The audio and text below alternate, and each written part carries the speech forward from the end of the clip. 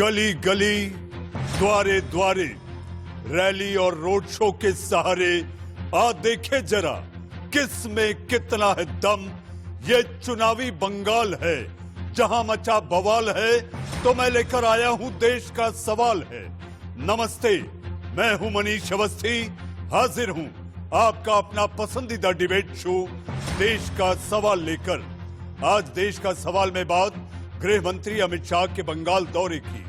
कल से लेकर आज तक गृह मंत्री के दौरे में बंगाल की संस्कृति से लेकर राजनीति तक की हर तस्वीर दिखी। बंगाल दौरे के दूसरे दिन की शुरुआत गृह मंत्री ने गुरुदेव रविन्द्रनाथ टैगोर को नमन कर किया। फिर एक बंगाली कलाकार के घर दोपहर का खाना खाया।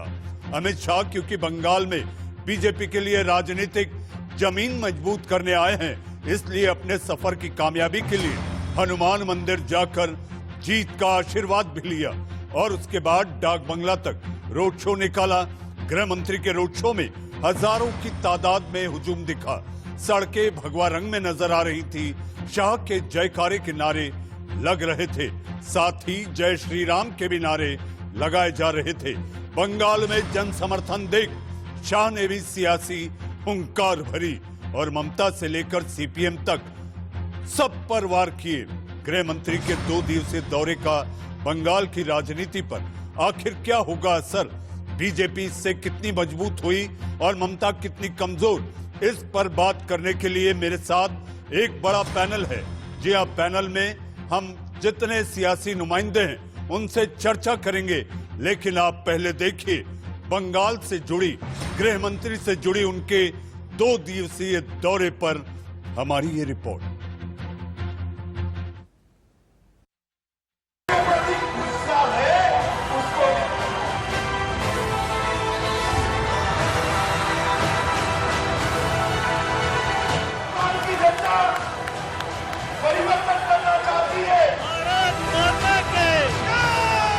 ये भीड़ नहीं है, ये बंगाल में बीजेपी का शक्ति प्रदर्शन है। ये ममता बनर्जी के गढ़ में अमित शाह की ललकार है। ये तृणमूल कांग्रेस के किले को ढहाने का शंखनाद है, क्योंकि इतनी भीड़ किसी रोड शो में खुद अमित शाह ने आज तक नहीं देखी। बंगाल की जनता परिवर्तन करना चाहती है। ये परिवर्तन कोई एक व्यक्ति मुख्यमंत्री बदलने का परिवर्तन नहीं है। तृणमूल कांग्रेस की सरकार की जगह भारतीय जनता पार्टी की सरकार बनाने की कवायद नहीं है। ये परिवर्तन जो होने जा रहा है बंगाल में, ये बंगाल के विकास के लिए परिवर्तन है, बंगाल को आगे बढ़ाना। बंगाल के लोगों का ये उत्साह बढ़ रहा था, तो उसे देखकर अमित शाह का जोश भी बढ़ रहा था। ये परिवर्तन है, वो परिवर्तन राजनीतिक हिंसा को समाप्त करने के लिए परिवर्तन है।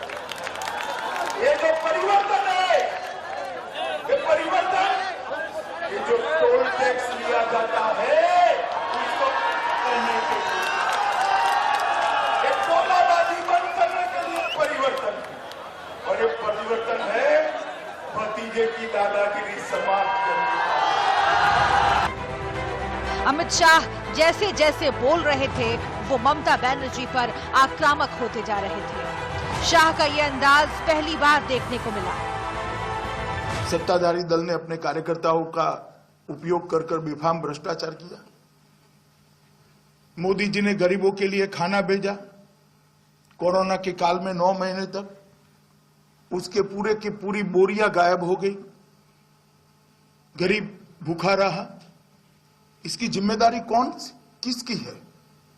क्या सत्ता में है उनकी? नहीं है। हाईकोर्ट ने दखल करनी पड़ती है। सीएजी के स्पेशल ऑडिट के लिए ऑर्डर करने पड़ते हैं। गृह मंत्री अमित शाह ने तृणमूल के किले बोलपुर में हनुमान मंदिर से डाक बंगला तक रोड शो किया। इस रोड शो में इतनी भीड़ जुटेगी, इसका भरोसा खुद बीजेपी को भी नहीं था। जिस बोलपुर में शाह ने रोड शो किया, उस पर ममता बनर्जी से पहले 43 साल तक लेफ्ट का कब्जा रहा है। लेकिन अब बोलपुर बदलाव चाहता है। आप लोगों ने मेरी सवाल का हाँ या ना में जवाब देना। आजादी के बाद 30-40 साल तक कांग्रेस को मौका दिया या नहीं दिया, बताओ भाई। दिया ना? जरा बोलो, दिया ना? इसके बाद में 27 साल कम्युनिस्टों का शासन चला या नहीं चला? और 10 साल ममता दीदी का शासन चला या नहीं चला? विकास हुआ है क्या? 5 साल के अंदर हम सोनार बांग्ला बनाकर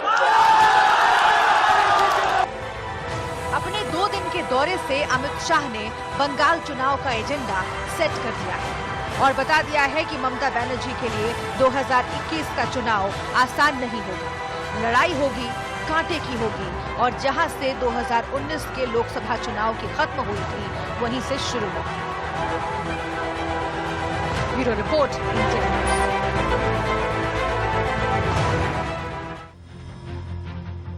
बंगाल में बीजेपी की सियासत ममता दीदी के लिए आखिर कितनी बड़ी आफत। जी हां, देश का सवाल में इस पर बहस करने के लिए मेरे साथ सियासी नुमाइंदे यानी कि राजनीतिक दलों के प्रवक्ता आपके टीवी स्क्रीन पर हैं। जी हां, मेरे साथ टीएमसी के समर्थक और टीएमसी के प्रवक्ता कह लें, राजनीतिक विचारधारा काफी करीब उनके दिखाई देती है, जो बढ़ चढ़कर टीएमसी का झंडा लिए मेरे देश के सवाल में लगातार आते हैं। ऐसे बादल देवनाथ। बादल देवनाथ जी, आपका स्वागत है। मेरे साथ वयोवृद्ध, 6 दशक से ज्यादा राजनीति को जाना, समझा, पहचाना और अध्ययन किया, ऐसे वयोवृद्ध नेता सुनीत चोपड़ा साहब, जो कि वामपंथ से आते हैं। वाम लेफ्ट पार्टियों का आप अपना विचार रखेंगे। आप हमारे साथ हैं। हमारे साथ जनाब अफजल खान साहब, जी आप हमारे साथ हैं। आप अपनी राय, AIMIM के आप प्रवक्ता हैं और आप अपनी बेबाकी से अपनी राय रखेंगे कि आखिर इस नई पिच पर कैसे चौके छक्के लगेंगे। हमारे साथ कांग्रेस के प्रवक्ता मुदित अग्रवाल जी, जी हाँ, बड़े शालीन ढंग से अपनी बात रखते हैं और बिल्कुल भी उत्तेजित नहीं होते।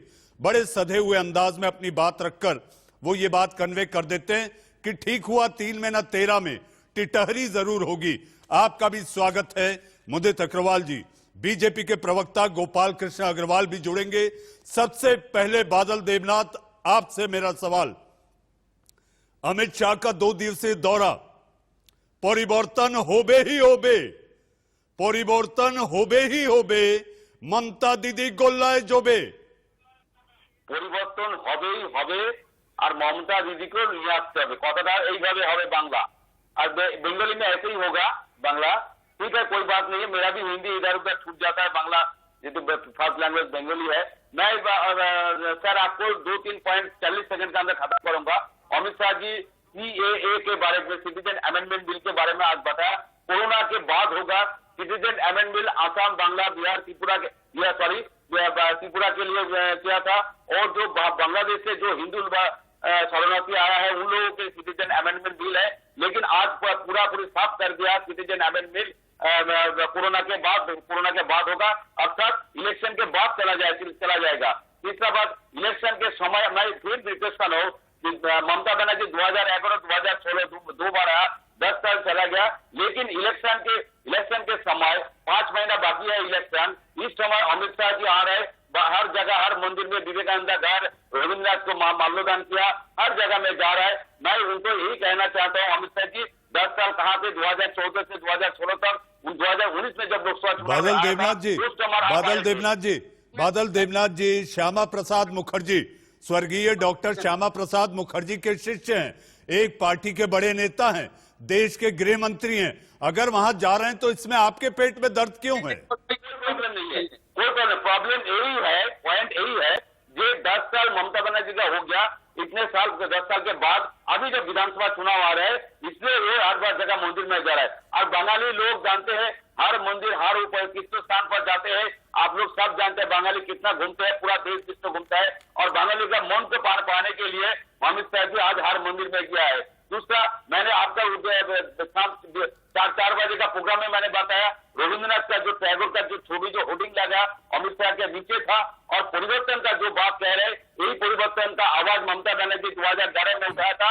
और लास्ट में मैं और एक बात कहना चाहता हूँ, ममता बनर्जी 2016 में जब स्टिंग ऑपरेशन बीजेपी ने आया था, तृणमूल मुकुल राय, शंकुदेव पांडा और कुछ लीडर को इसमें स्टिंग ऑपरेशन लिया था नर्मदा कांड, उस समय ममता बनर्जी एक सप्ताह था पूरे बंगाली को लेके पूरे देश में कहा कि 294 सीटों में मैं ही उम्मीदवार हूँ, और जो ममता बनर्जी को 2016 में 211 सीट मिल गया था।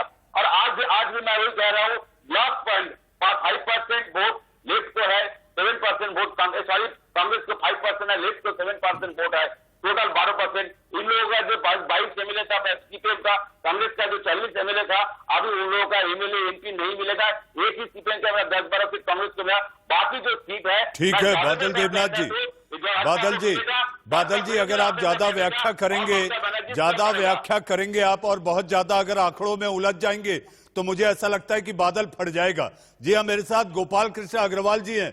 गोपाल जी, बात हो रही है कि अमित शाह लगातार दौरे कर रहे हैं, और गृह मंत्री ने तो आज ये भी साफ कर दिया कि मैं ज्यादा से ज्यादा समय पश्चिम बंगाल में बिताऊंगा आने वाले समय में, जब तक चुनाव नहीं होते।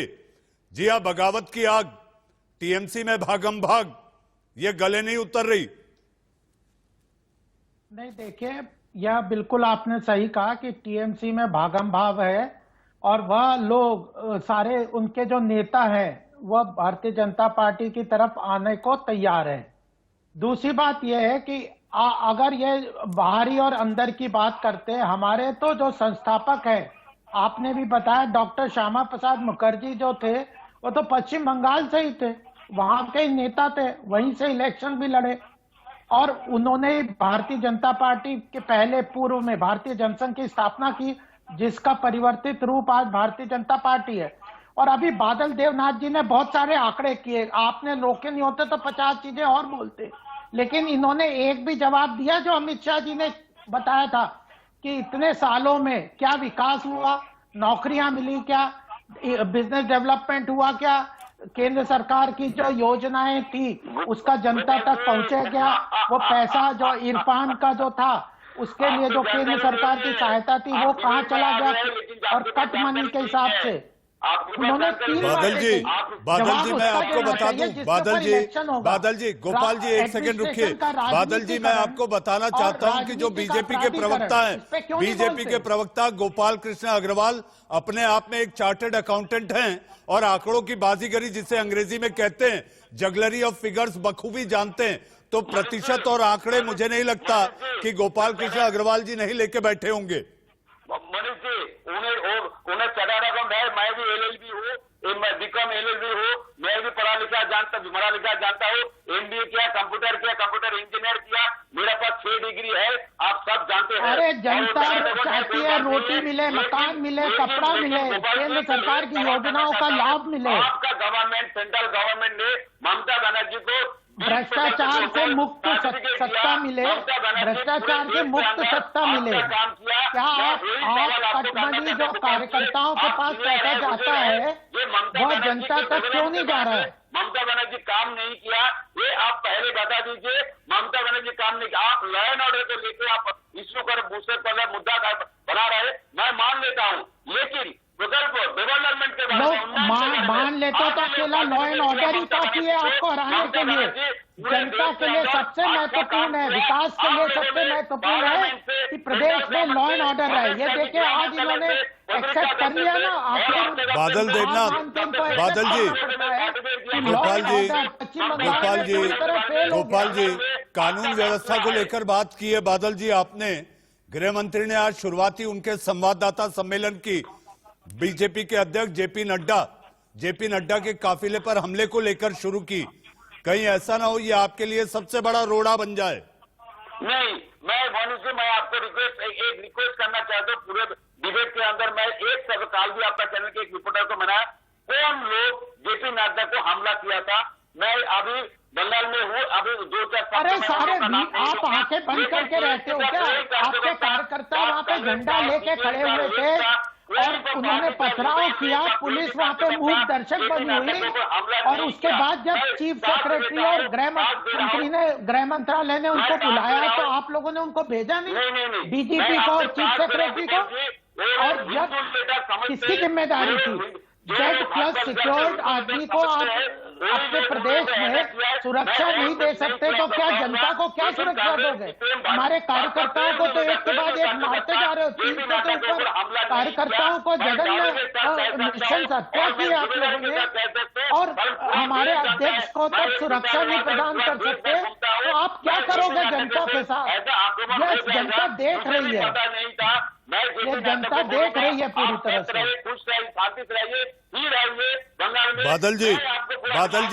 बादल जी, सुनीत जी मुस्कुरा रहे हैं। सुनीत जी इस पैनल में सबसे वयोवृद्ध पैनलिस्ट हैं। सुनीत जी मुस्कुरा रहे हैं। सुनीत जी, गृह मंत्री अमित शाह ने कहा है 3 दशक कांग्रेस को दिया आपने, 3 दशक आपने वामपंथियों को दिया, 1 दशक ममता को दिया, हमें एक मौका दे दीजिए, सोनार बंगला बना देंगे।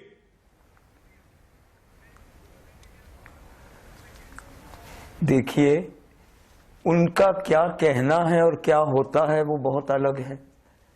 उन्हीं के नेता मोदी जी ने कहा था अगली बार ट्रंप सरकार, वो तो हम देख चुके हैं कि अब क्या हुआ है। ट्रंप तो बुरी तरह हार गए। तो हमारा ही कहना है कि ये जो चीजें होती हैं ये विवाद और डिबेट और इससे नहीं होती हैं। दूसरी चीज, आपने भ्रष्टाचार की बात की। जिन लोगों पे भ्रष्टाचार के इल्जाम बीजेपी ने लगाए उन्हीं के लिए सीबीआई भेजी और उन्हीं को अपने अंदर कर दिया। तो ये गंगा जल है क्या है? तीसरी चीज, ये कहते हैं कि हम पूरी तरह जीत गए हैं, हम निकले हैं। देखो कितनी बड़ी मीटिंग हुई है, लेकिन उन्होंने ये नहीं बताया कि जीते कुछ नहीं है। 4 दिन पहले किसानों का जुलूस पश्चिम बंगाल में निकला था, उसकी संख्या देख लो और इनके फुटबॉल फील्ड की संख्या देख लो, अपने आप पता लग जाता है कि इनको कुछ पता नहीं आगे क्या होना है। ये लोगों को धोखा देना जानते हैं, जैसे इन्होंने किसानों को दिया। किसान के घर रोटी खाते हैं, 22 किसान दिल्ली में मर चुका है। अरे यहाँ पे आपको संख्या नहीं दिख रही यहाँ पे? अरे चीन क्या तुम्हें तो दिख रहा है? अमेरिका कभी रोड शो में गए हो? ट्रंप सरकार के बाहर कभी तुम्हारे मुंह पे लिखा हुआ अगली बार ट्रंप सरकार। 50 साल में 50 साल से राजनीति कर रहे हो, जनता के बीच कहो, ये जनता में भीड़ नहीं दिख रही आपको? अरे तुम्हें कुछ उत्साह नहीं दिख रहा? जनता का भारतीय जनता पार्टी के प्रति तुम्हें कुछ नहीं आता, तुम अनपढ़ आदमी हो, तैयारी नहीं दिख रही। मेरी एडवाइस है कि थोड़ा पढ़ लो किसी ने क्या किया है। हाँ, मुझे भी पता है। आपको सच्चाई से अगर मुंह मोड़ के रखोगे, नहीं कर सकते ये अपने घर में छोटी बातें करके आप हमारे जैसे बैठे हुए आप राजनीति करोगे क्या? आपका वजूद क्या खत्म होता जा रहा है? बिल्कुल खत्म हो जाएगा।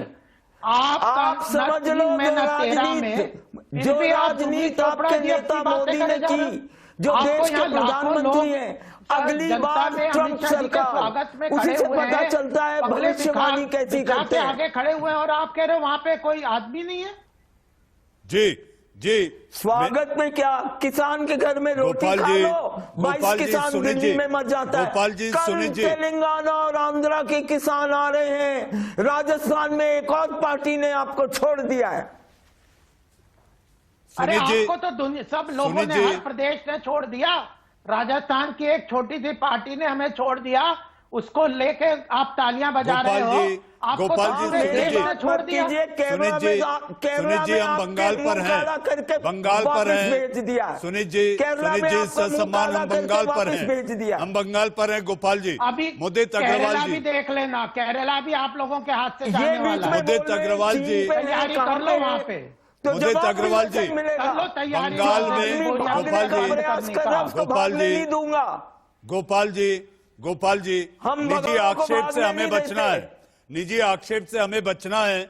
अभी 4-5 महीने का वक्त है और लगातार देश के सवाल में भी इस तरह के दंगल होंगे, लेकिन निजी आक्षेप से हमें बचना है और आप लोग बार बार आते रहेंगे। मुदित अग्रवाल जी, मेरा सवाल आपसे इस समय बंगाल में बगावत की आग है।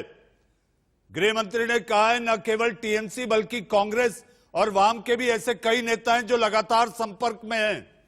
आपकी स्थिति वहां पर अधर में दिखाई देती है। अधीर रंजन अभी तक जमीन पर दिखाई नहीं दिए। देखिए, अब मैं पैनल पे काफी सीनियर लोग हैं, मैं उनसे सिर्फ इतनी गुजारिश करूंगा बीच में ना बोले। अच्छा नहीं लगता, आपने अपनी बात पूरी की है, मुझे करने दीजिए। अभी गोपाल जी बड़ी बात करते, एक छोटी सी पार्टी उनको छोड़ के चली गई राजस्थान में, वो शायद अकाली और शिवसेना को भूल गए कि जो उनको पिछले सालों में छोड़ के गई। इसके अलावा देखिए, दिल्ली में जब हम ऑटो चालकों का सवाल लेके, डॉक्टर्स और नर्सों की सैलरी नहीं मिल रही थी उसका सवाल लेके, या सफाई कर्मचारियों को सैलरी जो नहीं मिल रही थी उनका सवाल लेके जब भी हमने प्रदर्शन किया, पुलिस ने हमें प्रदर्शन नहीं करने दिया बल्कि हमारे ऊपर केसेस लगाए। मेरे ऊपर खुद 2 केसेस लगा रखे हैं सोशल डिस्टेंसिंग के नॉर्म्स को फॉलो नहीं करने का।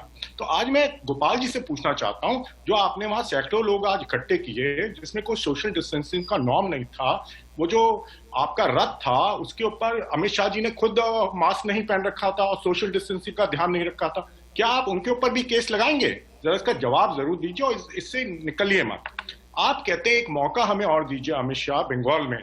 अमित शाह जी, आपको हिंदुस्तान के लोगों ने इतना मौका तो दिया, आपने हिंदुस्तान की हालत क्या कर दी?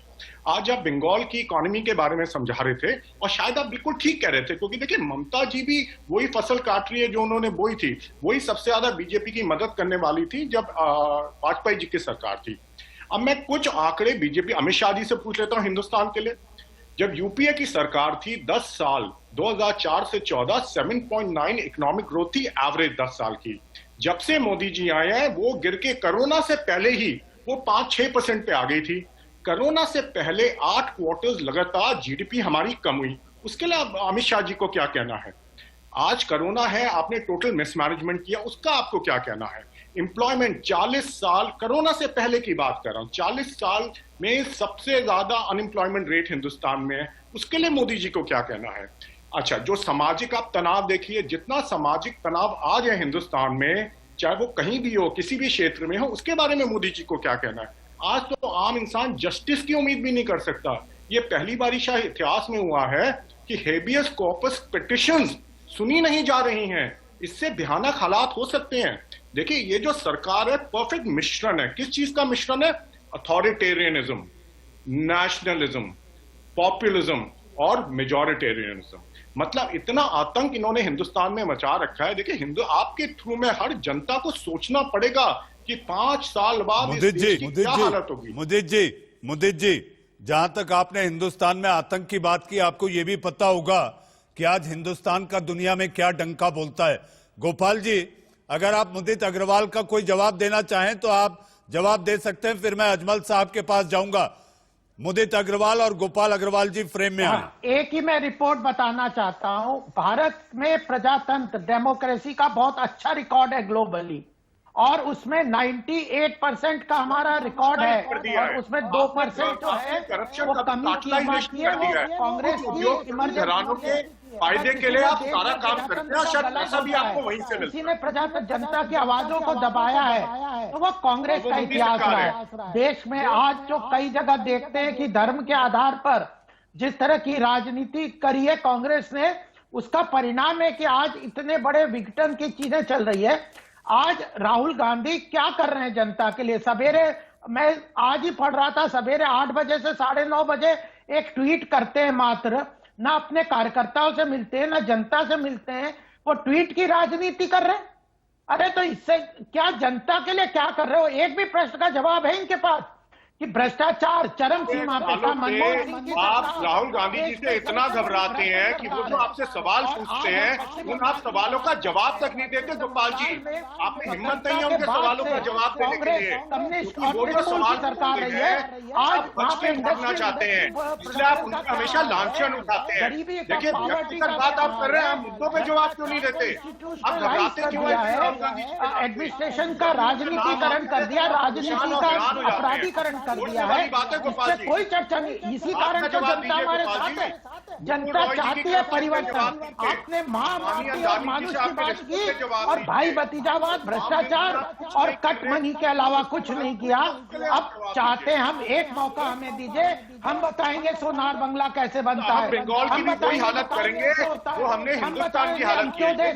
मुदित अग्रवाल जी, मुदित अग्रवाल जी, गोपाल जी, मुदित अग्रवाल, गोपाल जी, मेरे साथ अजमल खान साहब भी हैं।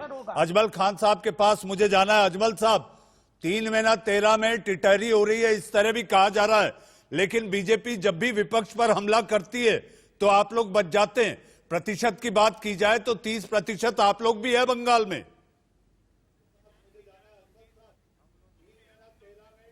देखिए, ऐसा नहीं है कि हम लोग नहीं है। बंगाल की जो जनता है उसमें मुसलमान 30% है और हम भी भारत के उतने ही सिटीजन हैं जितने और लोग हैं। हमें लगातार, जिन्हें मुसलमान कहा जाता है, लगातार शिक्षा रोजगार से दूर रखा गया है।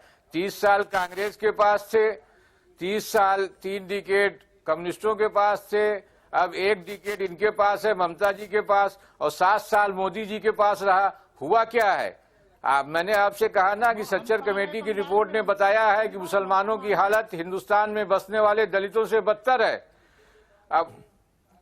अब ये मौका मांग रहे हैं। इन्होंने अपना सब कुछ, सारे कार्यक्रम गुजरात में दिखा दिया है। गुजरात के लोग आज क्या कह रहे हैं सब आप देख लीजिए। इन्होंने दिल्ली में सारा कार्यक्रम दिखा दिया। आपने कहा रोड शो में बहुत भीड़ थी अमित शाह के रोड शो में दिल्ली अरे डिस्टर्ब ना करो यार, चुप बैठो 1 मिनट। अरे मुझे मालूम है मैं कहाँ रहता हूँ, हिंदुस्तान में हर जगह मैं रहता हूँ, बैठो 1 मिनट। अरे किसने हिला दिया? 1 इंच तो हिला नहीं पाए। अब बीच में डिस्टर्ब ना करो, बात सुनो। हमने डिस्टर्ब किया क्या आपको? अरे भाई हमने तुमको डिस्टर्ब किया, चुप पे बैठो। गुजरात की बात करेंगे, जहां की मन होगी वहां की बात करेंगे। आप सुनिए। अब तो दूसरी बात ये मैं कह रहा हूं कि अगर आपने दिल्ली में अमित शाह जी का रोड शो दिल्ली के इलेक्शन में देखा, अरे भाई डिस्टर्ब करना है क्या यार? भाई मनीष जी ने रोकिए आप। गोपाल जी, बीच में गोपाल जी, ये हमें बताइए मैं क्या बोलना है। गोपाल जी, अपने लोग जब बोले तब शांत हो जाना चाहिए। हमारे ये होते तो फिर क्यों? अब ये अजमल साहब बात पूरी करें। ये हैदराबाद मुझे बुला रहे हैं, हैदराबाद मुझे बुला रहे जी, ये हैदराबाद मुझे बुला रहे हैं। हैदराबाद में योगी से लेके ये अमित शाह जी सब चले गए जो सर्जिकल स्ट्राइक कर रहे थे, 1 इंच भी हिला नहीं पाए। और रहा सवाल ये कि जो दिल्ली में आपको याद होगा मनीष जी, दिल्ली में अमित शाह जी का रोड शो और रिजल्ट आया तो कुछ दूसरा। रोड शो मैनेज करना ये लोग जानते हैं, पावर में है, पैसा है, ये रोड शो मैनेज कर लेते हैं। बाकी चीजें इलेक्शन रिजल्ट बताएंगे, लेकिन धर्म के अलावा, धर्म पर राजनीति करने के अलावा इनके पास कुछ नहीं है। बाकी ये जो कुछ भी होगा वो रिजल्ट बताएगा। जी जी अजमल साहब, अब मेरे लिए भी वक्त आ पड़ा है सुर्खियों का। सुर्खियों के बाद देश का सवाल बंगाल की सियासत पर जारी है। जी हां, बीजेपी के मुकाबले टीएमसी ने भी अपना कैंपेन द्वारे द्वारे यानी कि सरकार तुम्हारे दरवाजे पर शुरू कर दिया है। इससे पहले कि हम देश के सवाल में बहस की ओर आगे बढ़े, गृह मंत्री अमित शाह ने बंगाल में बीजेपी कार्यकर्ताओं और बीजेपी अध्यक्ष जेपी नड्डा पर हमले का मुद्दा भी उठाया और सीधे सीधे ममता सरकार को चुनौती दी। गृह मंत्री ने कहा कि बीजेपी पर जितने हमले होंगे पार्टी उतनी ही मजबूत होकर उभरेगी। बंगाल के अंदर पहले कई बार मैंने कहा है, मैं आज इसकी डिटेल में नहीं जाऊंगा, परंतु मैं उल्लेख इसका जरूर करना चाहता हूं कि राजनीतिक हिंसा चरम सीमा पर है। 300 से ज्यादा भारतीय जनता पार्टी के कार्यकर्ताओं की हत्याएं कर दी है और उसकी जांच में तनिक भर भी 1 इंच भी प्रोग्रेस कहीं पर दिखाई नहीं पड़ता है। मैं मानता हूं कि भारत के सबसे बड़े दल भारतीय जनता पार्टी के अध्यक्ष पर यह हमला केवल भारतीय जनता पार्टी के अध्यक्ष पर हमला नहीं है, बंगाल के अंदर लोकतंत्र की जो व्यवस्था है उस पर हमला है और इसकी संपूर्ण जिम्मेदारी तृणमूल कांग्रेस की सरकार की है। सत्ता का अहंकार जब सर पर चढ़ जाता है तब इस प्रकार की घटनाएं आकार लेती है। मैं आज इस प्रेस वार्ता के माध्यम से तृणमूल कांग्रेस के सभी नेताओं को बताना चाहता हूं कि आप कोई गलतफहमी में मत रहिए कि इस प्रकार के हमले से भारतीय जनता पार्टी की गति रुकेगी, भारतीय जनता पार्टी का कार्यकर्ता रुकेगा और भारतीय जनता पार्टी अपने कदम पीछे ले लेगी। जितना इस प्रकार की हिंसा का वातावरण बनाएंगे, भारतीय जनता पार्टी और मजबूती के साथ बंगाल के अंदर अपने आप को मजबूत करने के लिए परिश्रम करेगी।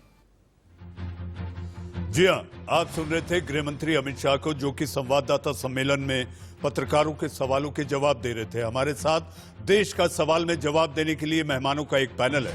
पैनल में बादल देवनाथ, टीएमसी समर्थक, वाम समर्थक के रूप में वयोवृद्ध नेता सुनीत चोपड़ा साहब, मुदित अग्रवाल और अजमल खान साहब, गोपाल साहब भी आएंगे।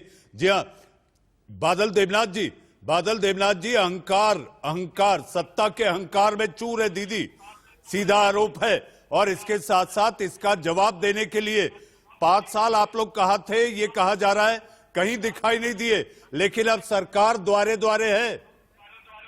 वही अमित शाह जी, वही मोदी जी, वही अर्थ मंत्री ममता बनर्जी को मैं बार बार कह रहा हूँ, 5 चैनल में कह रहा हूँ, ममता बनर्जी छात्रवृत्ति ममता बनर्जी बंगाल में डेवलपमेंट किया। ममता बनर्जी का नाम है ममता, और बंगाल में अब किसी को जन्म होगा तो 5,000, संतान में जाएगा तो 2,000, शादी में 35,000, कन्याश्री में जो लोग पढ़ा लिखा रहते हैं महिला, उसको भी 25,000 रुपया का साइकिल दिया जाए, जूता दिया जाए, और स्वास्थ्य के ऊपर 47 super facility house Mamata Banerjee बनाया है। घर घर गांव में सड़क पानी सब कुछ बनाए। उनका नाम है ममता, और काम भी कर रहे हैं ममता की तरह।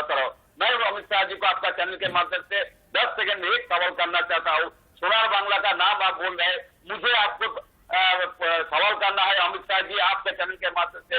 अमित शाह जी, एक भी राज्य बता दीजिए जिस राज्य को आपने सोनार राज्य बनाया है, सोनार स्वर्णिम राज्य आपने बनाया है। तीसरा बात है, आप बंगाली और बंगालियों का मन में ममता बनर्जी नहीं है, आप लोगों का मन में है। आज तक प्रेस कॉन्फ्रेंस में उन्होंने बताया। मैं अमित शाह जी को आपका चैनल के माध्यम से, इंडिया न्यूज के चैनल के माध्यम से बात बताना चाहता हूँ, मैं और मेरा दीदी ममता बनर्जी बंगाली और पूरे देश में, पूरे नॉर्थ ईस्ट में घर घर में है। आपका चैनल के माध्यम से फिर एक बार कर रहा हूँ, बादल देवनाथ जी, बादल जी, ममता दीदी की बात आपने की कि उनकी ममता जो है वो पश्चिम बंगाल की जनता जनार्दन पर लगातार होती रही है, लेकिन ममता दीदी इतनी कठोर क्यों हो जाती हैं कि वो निंदा भी नहीं कर पाती। बीजेपी अध्यक्ष के काफिले पर हमला होता है, ममता दीदी इतनी कठोर हैं कि वो निंदा भी नहीं करती, और उल्टा उनके अफसरों को बुलाया जाता है तो रोक दिया जाता है। देखिए गुस्सा कहाँ होता है। उन्होंने, एक महिला है, 65 के ऊपर उम्र हो गया, जेपी नड्डा को सम्मान करते हैं। अमित शाह जब आते हैं उनको मैसेज करते हैं, आप ठीक से आइए, आप लोग परिवार में कोरोना से बच के रहिए। ममता बनर्जी कितना उन लोगों को, मोदी जी को फूल भेजते हैं, कितना सम्मान करते हैं ममता दीदी। और जेपी नड्डा जब आया, उनके पास जितना 700 ऊपर police, civil volunteer, 3-4 officer, IPS officer, 1-3 SP, इतना पुलिस देने के बाद उनके साथ गाड़ी पे 50 से ऊपर गाड़ी लेके जी बादल देवनाथ जी, ममता पुराण, ममता चालीसा बादल जी, ममता चालीसा की चौपाई आपने कह दी बादल जी। ममता चालीसा हो गई बादल जी, स्नेह की मूर्ति है दीदी, इसमें कोई शक नहीं, लेकिन ममता चालीसा ना कहें आप, ममता चालीसा। सुनीत चोपड़ा जी, जिस समय आजादी हुई, भारत को आजादी मिली, उस समय पश्चिम बंगाल सोने की चिड़िया थी। अमित शाह ने इसका भी जिक्र किया। मैं सुनीत जी से ले रहा हूं। सुनीत जी, सोने की चिड़िया थी बंगाल, लेकिन जब इंडस्ट्रियल ग्रोथ 30% थी, आज वो 10 यानी कि 3% पे आ गई, केवल 3% बची है। सुनीत जी,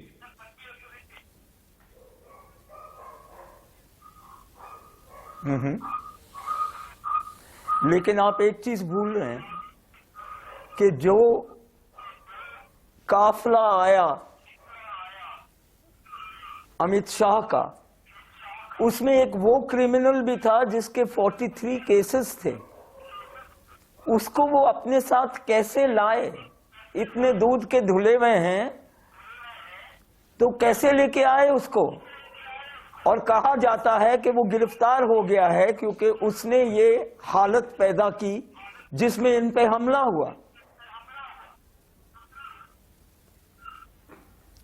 तो मेरा ये कहना है, ये criminalisation, misuse of government machinery, Sunit ji, मैंने आपसे सवाल किया था, सुनीत जी मैंने आपसे सवाल किया था कि बीजेपी का आरोप है, गृह मंत्री ने यह आरोप लगाया कि जिस समय भारत को आजादी मिली थी उस समय इंडस्ट्रियल ग्रोथ पश्चिम बंगाल की 30% थी। लाएंगे बाहर से, अगर आप अपराधी लाएंगे बाहर से, अगर आप सरकारी पैसा नहीं देंगे, अगर आप जो विकास होना चाहिए उसको नहीं होने देंगे, लोगों को डरा डरा के कि ये एनआरसी करेंगे, सीएए करेंगे, धर्म और इन मामलों को उठाएंगे, अगर आप सिर्फ दिखावे की चीजें करेंगे तो यही होगा इकोनॉमी। सुनीत जी मैं आपके पास आऊंगा, सुनीत जी मैं आऊंगा। अभी तो बीजेपी वहां पर सरकार भी नहीं बना पाई, वो तो ये कह रहे हैं कि विपक्ष के हाल में,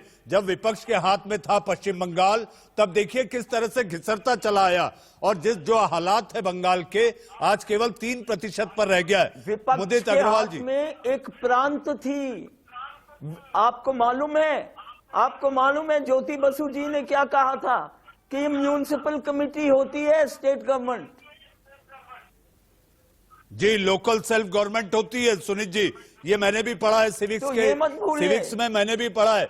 मुदित अग्रवाल जी, मुदित जी इस समय कांग्रेस को लेकर बात की जाए तो कांग्रेस जमीन पर है कहां? ममता की अपनी जमीन संभाल नहीं पा रही, ऐसा बीजेपी कह रही है, लेकिन कांग्रेस कहां है? कांग्रेस इस समय परेशान है कि आखिर पार्टी का अध्यक्ष कौन होगा, किसके नेतृत्व में चुनाव लड़े जाएंगे, ये सारी बातें कांग्रेस पहले अपनी केवल बातों 10 जनपद के इर्द गिर्द ही सारी सियासत घूम रही है, तो ऐसे में पश्चिम बंगाल में कैसे ताल ठोकेंगे आप? देखिए, पश्चिम बंगाल की अगर आप बात करें, ममता जी पहले कांग्रेस पार्टी में होती थी और जो कांग्रेस का बेस था वो उनके साथ तृणमूल कांग्रेस में चला गया। उसके बाद कांग्रेस पिछले सालों से कोशिश कर रही है कि वहां पे अपनी पैठ बना पाए, लेकिन ये मैं मानता हूं कि हमारी पोजीशन इतनी अच्छी नहीं है। जो पिछले इलेक्शन खास करके जो हुए थे अभी पार्लियामेंट के, उसमें ये नजर आया था। लेकिन मुझे लगता है ये जो आज का हिंसा की राजनीति वहां दोनों तरफ से, तृणमूल और बीजेपी की तरफ से जिसको बढ़ावा दिया जा रहा है, जो आक्षेप की राजनीति हो रही है, जो लांछन लगाने की राजनीति होती है, इससे बंगाली लोग काफी परेशान है और मुझे लगता है वो कांग्रेस की तरफ देख रहे हैं। हाँ, ये हमारा है कि हम उनको कितना आकर्षित कर सकते हैं अपने साथ। देखिए, अधीर रंजन चौधरी जी जो लोकसभा में कांग्रेस के लीडर भी हैं, उनको बनाया गया था और वो बंगाल के बहुत बड़े लीडर हैं। इसके अलावा जितिन प्रसाद जी जो काफी यंग हैं, उनको एक, जैसे आप कहते हैं ना, यंग को जिम्मेदारी देनी चाहिए। जितिन प्रसाद जी को राहुल जी ने बंगाल की जिम्मेदारी दी है, वो इसलिए दी है कि वो अपना करिश्मा वहां दिखा सके। जरूर हमें और विजिबल होने की जरूरत है, हमें अपनी ऑर्गेनाइजेशन की तरफ ध्यान देने की जरूरत है। जितिन प्रसाद की बात कर रहे हैं आप मुदित जी, करिश्मा बंगाल में क्या बैक टू बैक फिर उत्तर प्रदेश है 22 में? देखिए, मैं वही बात कर रहा था, जो कल मीटिंग हुई थी सोनिया जी के यहाँ, वहां सबने ये कहा था कि हम सब मिलके काम करेंगे और जो मुद्दे हैं उन पे ध्यान देके आगे काम किया जाएगा, चाहे वो ऑर्गेनाइजेशन का हो, चाहे वो जनसंवाद का हो, या चाहे वो ऑल ओवर कम्युनिकेशन स्ट्रैटेजी का हो। आई एम श्योर कांग्रेस इस पे ध्यान दे रही है और बहुत जल्दी आप इन सब चीजों के नतीजे देखेंगे। जी हाँ, अजमल खान साहब, गृह मंत्री ने कहा कि भाई सीए के कानूनों के नियम जो हैं वो लागू करने में कोरोना के बाद देखा जाएगा। आपको नहीं लगता बंगाल की सियासत सबसे बड़ी वजह हो सकती है इसके लिए? कैलाश विजयवर्गीय ने कहा था ये जनवरी से लागू हो जाएंगे। अजमल साहब, देखिए, एकदम इलेक्शन आप उनकी पार्लियामेंट की बातों को याद करिए, फिर जो वहाँ प्रधानमंत्री जी ने उसका खंडन किया रामलीला ग्राउंड से, उसको याद करिए, और फिर आज जो कहा है अमित शाह जी ने, ये सब अवसरवादिता की बातें हैं। इलेक्शन सामने है तो वो इस तरह की बात नहीं करना चाहते, वरना उनकी जो मंशा है, उनके आरएसएस के किताबों में उनके विचार लिखे हुए हैं, उसी तरह से वो काम कर रहे हैं। मैंने आपको कहा कि 2 सीट से लेकर 303 सीट के पहुंचने तक जो कुछ उन्होंने किया है वो सिर्फ एक काम किया है अजमल साहब, कि धर्म के नाम पर अजमल नफरत साहब, फैलाई है एक धर्म अजमल विशेष के साहब, लोगों के खिलाफ। आपकी जी, विद्वता जी। को सम्मान करते हुए मैं ये कहना चाहूंगा, आप तो आरएसएस का जिक्र कर रहे हैं, लेकिन आपकी पार्टी के नाम में एक विचार का जिक्र है, तो ये आप कहना छोड़ दीजिए अजमल साहब। कैसे कहना छोड़ दे? देखिए, शेक्सपियर ने बहुत पहले कहा, what's is a name, rose is as sweet as with any other name. नाम में क्या रखा है? आप मेरे काम को देखिए ना, हमारे काम को देखिए। उस कम्युनिटी की बात करते हैं जिसको सच्चर कमेटी ने कहा, सच्चर कमेटी ने जिसको कहा कि इनकी हालत इकोनॉमिकली, एजुकेशनली दलितों से बदतर है। अब उनकी बात करने के लिए आप नाम में चले जा रहे हैं। अरे आप मेरे काम को देखिए। अभी मैंने यूपी में हमारे पार्टी के प्रेसिडेंट ने तमाम पिछड़ी जातियों के नेताओं से तालमेल किया है। अब तो उसका नाम संकल्प मोर्चा हो गया है। संकल्प मोर्चे के नाम से तो कोई परहेज नहीं है ना। राजनीति में चीजें बदलती रहती है। अब हम संकल्प मोर्चा बन चुके हैं। अब आप हमको वही नाम पे ले जाना चाहते हैं तो दूसरी बात है। आप देखिए क्या हालत है। अभी बात हो रही है अधीर रंजन की, मुर्शिदाबाद के लोगों की हालत देख लीजिए, और खास करके मुसलमानों की हालत देख लीजिए। वहां कितने एजुकेशनल इंस्टीट्यूशन है, कितने हॉस्पिटल हैं, ये देख लीजिए। 30 साल कांग्रेस को मिले, 30 साल कम्युनिस्टों को मिले, हालत क्या वहां पर है। अगर हम अपनी बात कहना चाहते हैं, जिन लोगों को समाज में बराबरी का हक नहीं मिला, जिन लोगों को शिक्षा में बराबरी का हक नहीं देखिए, मिला, आप अपनी बात उनकी कहना बात चाहते हैं उठाना अजमल फिर भी हमारे साहब, नाम में आप खोट अपनी है। बात कहना चाहते हैं जनाब अजमल साहब। अजमल साहब, आप अपनी बात कहना चाहते हैं, लोगों को मौका मिला न मिला, लेकिन देश का सवाल में आपको बराबरी का मौका मिला। जितना समय दूसरों को मिला वो आपको मिला, क्योंकि ये देश का सवाल है। धन्यवाद। देश का सवाल में आप लोग सब जुड़े। सुनील चोपड़ा साहब, बादल देवनाथ, मुदित अग्रवाल जी और अजमल खान साहब। गोपाल जी सुर्खियों के बाद नहीं जुड़ पाए और इसके कई जवाब शायद वो नहीं दे पाए। मुझे ऐसा लगता है देश के सवाल के अगले कार्यक्रम में जब आप लोग फिर जुड़ेंगे तो शायद बीजेपी प्रवक्ता वो सारे सवाल के जवाब दे पाए।